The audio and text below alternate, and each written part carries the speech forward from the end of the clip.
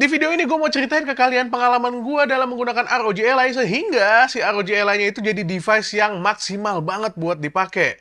Halo semuanya, gue Dian dari Main Lagi. Di channel ini gue banyak bahas tentang gadget, gaming, dan juga mainan. Itu adalah hal-hal yang gue suka. Kalau kalian suka juga sama hal-hal tersebut, please consider to subscribe dan nyalain tombol lonceng.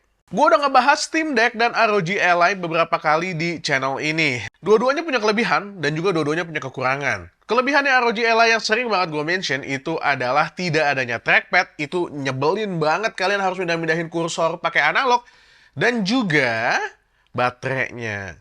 Sebagai gambaran, baterai ROG Ally itu hanya bisa bertahan ya untuk main FIFA. Oh, salah.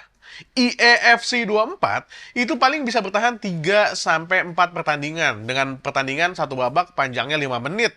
Karena ketika kita main game AAA kayak begitu, kita harus naikin wattnya ke 25 watt, which is nggak ideal. Cuma 1 atau 1,5 jam doang, baterainya tuh udah habis. Padahal ROG Ally ini adalah sebuah device yang sangat-sangat powerful. Makanya ketika gue memutuskan untuk menggunakan ROG Ally lagi, gue udah mikir tuh gimana caranya supaya ROG Ally itu bisa maksimal. Yaitu dengan nyolokin si ROG Ally ini ke desktop. Well, ROG Ally itu adalah sebuah desktop PC berukuran mini dan berbentuk konsol.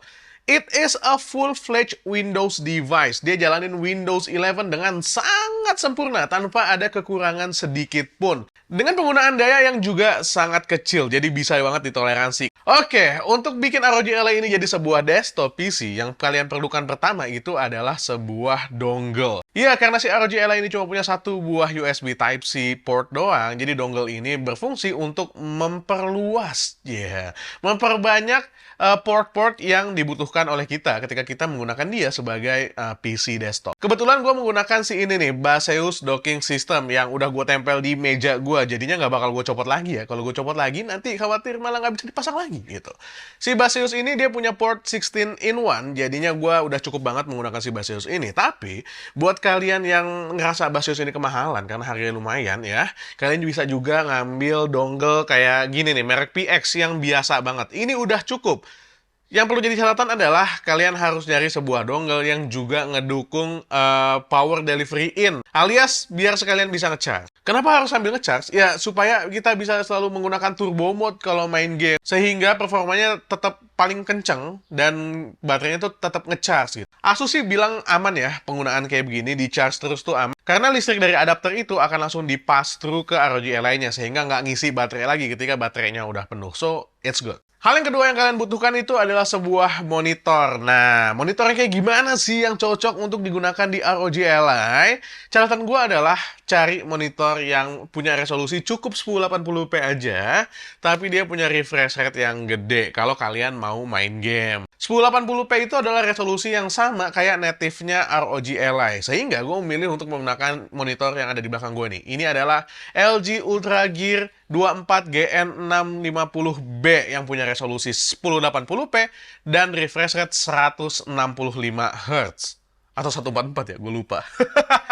Oke, kalau kalian emang menggunakan ROG Ally ini untuk main game ya, kalian akan ngejar FPS yang tinggi, sehingga refresh rate 60 Hz itu agak kurang ya untuk dipakai sebagai desktop gaming dengan ROG Ally. Tapi kalau kalian nggak butuh buat refresh rate yang tinggi, tapi butuh resolusi yang tebel gitu ya, kayak mau dipakai buat kerja, ngedit video, atau ngedit foto, kalian juga bisa ambil monitor yang sudah mendukung 4K meskipun cuma 60 Hz. Monitornya nggak harus yang ngedukung koneksi USB Type-C, meskipun kalau dia ngedukung koneksi USB Type-C, it would be very good karena kalian nggak butuh dongle yang tadi gue sebutin. Tapi kalau dia nggak punya, kayak si LG 24 inci yang ada di belakang gue ini, dongle itu udah lebih dari cukup. Dan kayak yang gue bilang, gue nggak suka banget navigasi menggunakan analog dari ROG Ally ini, makanya gue butuh mouse dan juga sebuah keyboard.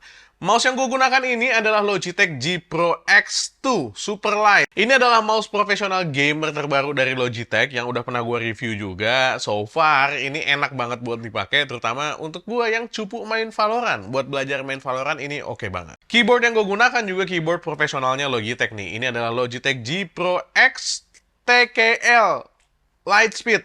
Itu ya namanya. Keyboard ini udah gue review juga, jadi silahkan ditonton reviewnya. Dua-duanya, ini keyboard sama mouse ini emang nggak murah. Dan karena dia kebetulan ada di rumah aja, jadinya gue pakai keyboard dan mouse ini. Kalau gue jual juga gue ganti yang lebih murah. Sayang banget duitnya. Dan karena keperluan gue di sini adalah mostly buat gaming ya, gue juga memasangkan sebuah deskmat untuk game. Dan ini adalah sebuah deskmat dari Pressplay.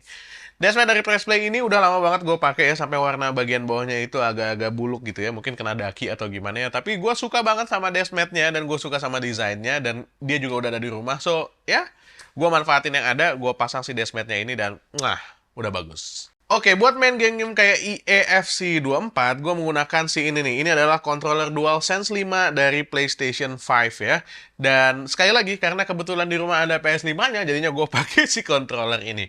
Kalian bisa pakai controller apapun untuk main di ROG Ally ya. Mau controller yang harganya 200 ribuan, 300 ribuan, nggak masalah selama dia menggunakan koneksi Bluetooth atau dongle. Jadi dongle-nya nanti dicolokin ke ROG Ally-nya. Ya, ROG Ally itu emang se-fleksibel itu karena dia adalah sebuah PC Windows sekali lagi. Jadi nggak banyak batasan-batasan yang harus kalian pedulikan gitu. Semuanya bisa digunakan. Dan yang menarik adalah setup ini nggak kelihatan ada speakernya karena emang gue tidak menggunakan speaker tambahan. Well, banyak banget yang bilang kalau speakernya ROG Ally itu bagus banget. Dan ya, gue setuju, speakernya ROG Ally itu bagus banget. Sampai-sampai untuk kalian jadiin ROG Ally itu sebagai PC desktop, kalian nggak perlu pasang speaker lagi. Karena udah cukup pakai speakernya ROG Ally aja. Cuma untuk keperluan gaming ya, tembak-tembakan misalnya kayak belajar Valorant gitu ya, atau main PUBG, atau game-game yang butuh spacing yang cukup oke gitu. Gue menggunakan headset dari Logitech juga. Ini adalah Logitech G Pro X Wireless 2. Ya itulah, G Pro X Wireless. Headset ini juga adalah headset lini gamer profesional baru dari Logitech yang udah pernah gue review juga. Silahkan reviewnya ditonton juga. Harganya nggak murah emang, tapi sekali lagi, itu yang ada di rumah.